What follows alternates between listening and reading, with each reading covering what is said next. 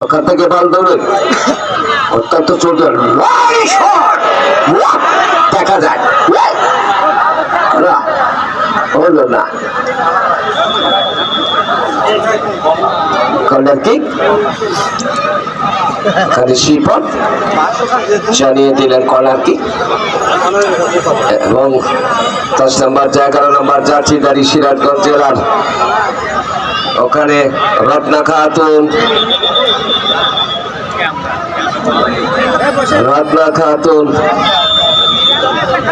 চমৎকার ভাবে দিয়েছিলেন, মাথা হয়েছে সম্ভাবনা, বারবার শুধু ব্লক করেও যেন গোল করতে পারছে না শিপন এবং সিরাজগঞ্জ অত্যন্ত চমৎকার বাড়িয়েছেন। এইবার দেখা যায়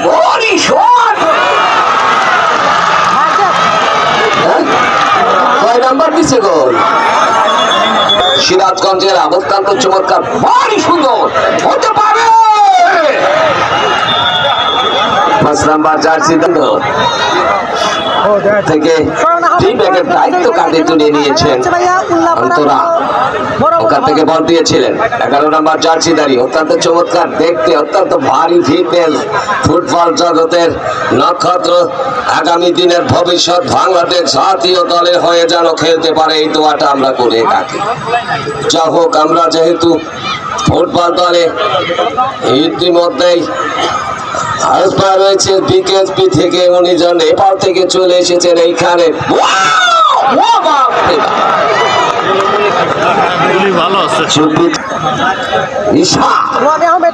উঁচু করে দিয়েছিলেন মিডফিল্ডে, দেখা যাক কি করতে পারেন আবারও।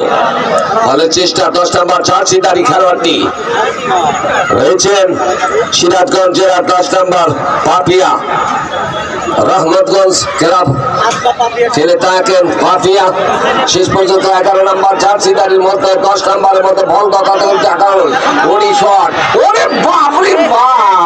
হলো না, টার্গেটে যেতে হবে তো।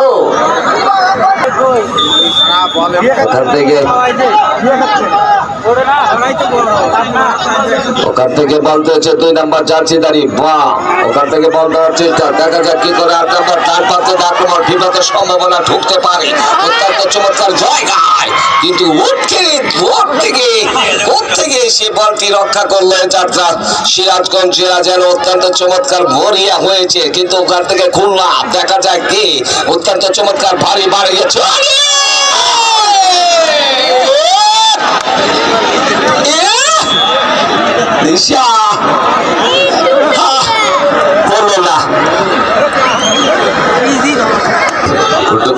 দিয়েছে।